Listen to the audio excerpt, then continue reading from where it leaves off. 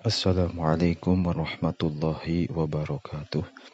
Bismillahirrahmanirrahim. Qala al-muallifu rahimahullahu ta'ala. Wa alaika sareng eta tetep mesti ka anjeun bitahsini hayatika ari ngaluskeun tingkah anjeun. Wa tanzifi thiyabika sareng ngabersihkeun pirang-pirang pakaian anjeun. Fainal insana karena sayaktosna jalma al-hasanal hayati anu sae tingkahna annadzi pathiyabi anu bersih pakaianana yakunu eta bukti itu insan salimadzauki eta salamet pangrasana muhibban anu mikaresep litartibi kana beres wan nidhami sareng teratur. Wa amal ladzi sareng anapan ari anu yuhmilu eta ngantep ieu ladi malabisahu kana pirang-pirang pakaian ladi fa innahu mangka sayaktosna itu ladi yursabu eta dipanteskeun ilal ihmali kana ngantep fi jami umurihi dina sakabeh pirang-pirang urusan ladi wa yakunu sareng aya ieu ladi adi madzauki eta anu teu boga rasa.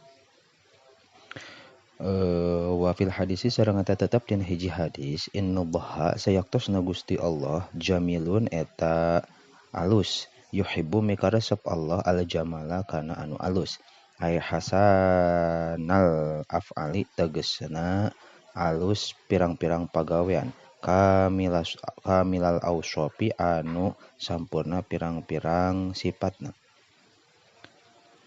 Wa auso sareng wasiat sa Nabi sallallahu alaihi wa alihi wasallam jamaatan ka hiji golongan faqala teras ngadawuh Nabi innakum sayaktosna aranjeun qadimuna eta anu daratang kabeh ala ikhwanikum ka pirang-pirang dulur aranjeun kabeh paslihu mangka kudu ngaluskeun anjeun rihalakum kana indit aranjeun kabeh waslihu sareng ngaluskeun anjeun libasakum kana pirang-pirang pakaian aranjeun kabeh hatta takunu sahingga aya aranjeun kaannakum eta kaya-kaya anjeun teh syammatun eta anu syammatun eta karang pinasi di jalma-jalma. Wan Aisyah radhiyallahu anha katampi ti Sayyidah Aisyah radhiyallahu anha anna Rasulullah sallallahu alaihi wasallam sayaktosna Rasulullah sallallahu alaihi wasallam aroda eta ngamaksad Rasul ayakhruja kana yen kaluar Rasul yauman dina hiji dinten ila sahabatika para sahabat fakana teras aya Nabi atawa Rasul teh yusawi eta mereskeun Nabi imamatahu kana sorbana Nabi wa sya'ruhu sareng rambutna Nabi faqala teras ngadauh Siti Aisyah au taf'alu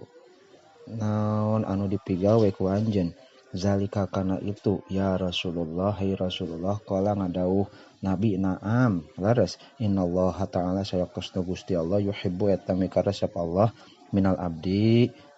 ti pirang ti hiji hamba ayata zayyana kana yen digindingan ieu abdu li ikhwanihi pikeun pirang-pirang dulurna ladi iza kharaja di mana-mana keluar ieu abdu ilaihim ka ikhwan wa ahris kudu kadadames anjeun ala nadapati malabisika kana ngabersihan pirang-pirang pakaian anjeun wa hafid sareng ngaraksa anjeun alihah kana itu malabis min antatasihho tina yen kakotoran ieu malabis bi aisyaiin kunaon wae perkara wala siyama sumawona bil asyai ku pirang-pirang perkara allati anu yasubu hese naon zawaluha leungitna ieu asya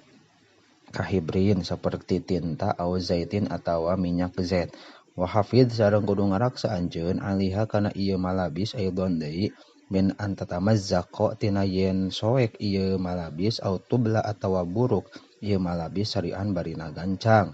wa ida betalat di mana-mana buruk ieu malabis bil aroki ku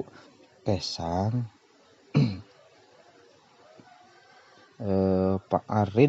pa'aridha mangka kudu ngasongkeun anjeun kana ieu malabis dil hawai kana angin faidaya bisa di mana-mana garing ieu malabis pata'anna mangka kudu lalaonan anjeun fi tayyiha dina nilepanana ieu malabis wadoha sareng nyimpen anjeun kana ieu malabis bil makanil khas dina tempatan khusus bihapi kana ieu malabis zakiran barina nyebut ismallahi ta'ala kana jenengan Allah ta'ala fil hadis sareng tetep dina hiji hadis ida tawaitum di mana-mana nilepan anjeun siabakum kana pakaian aranjeun pazkuru mangka kudu inget anjeun ismallahi atawa kudu nyebat anjeun ismallahi kana jenengan Allah ta'ala makhluk Allah alaiha kana itu malabis atawa siap li Allah ta'ala basaha karena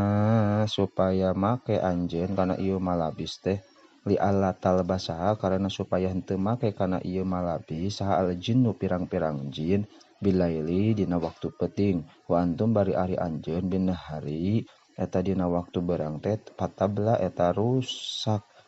ieu sia patabla terus ruksak ieu sia besarian barina gancang wallahu a'lam bishawab.